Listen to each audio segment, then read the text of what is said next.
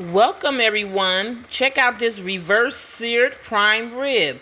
It is so simple. Check it out. Fresh from out the oven.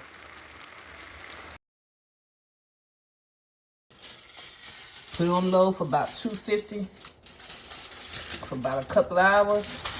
Let it rest. 45 minutes. Alrighty. After 45 minutes, look at that. It done rest and got that good old juice. Woo. Make you a little gravy with that.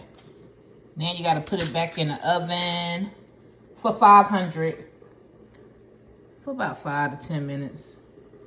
And that's gonna be nice and juicy, I'm telling you. Wow.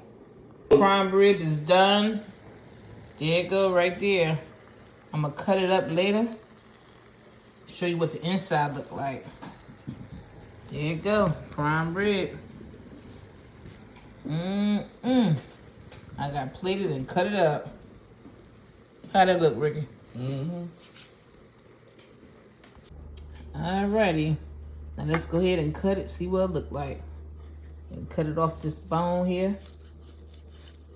Ooh, that meat juicy.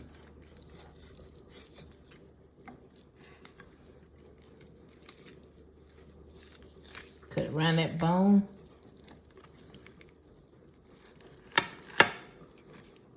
Look at that. Pretty. Nice and pretty. And bring it around here so you can see it. And cut it that way. Really close on it now.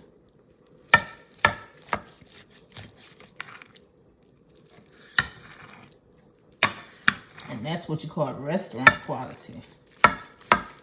Right there.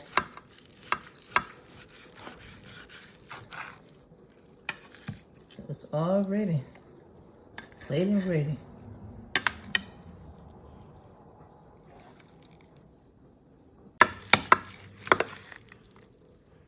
Look at that juice. Ooh-wee. Ain't nothing but juice. Oh, juicy. I'm gonna show you when I finish plating it. Okay, it's sliced up and ready to go. Yes. Health is wealth. You better take care of yourself. That looks so beautiful.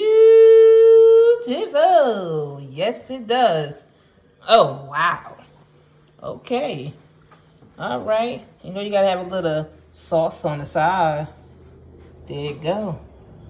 Just eat and dip. Remember to cook your meat to the doneness that you like. This method cook more like a smoky texture instead of a bloody texture, okay?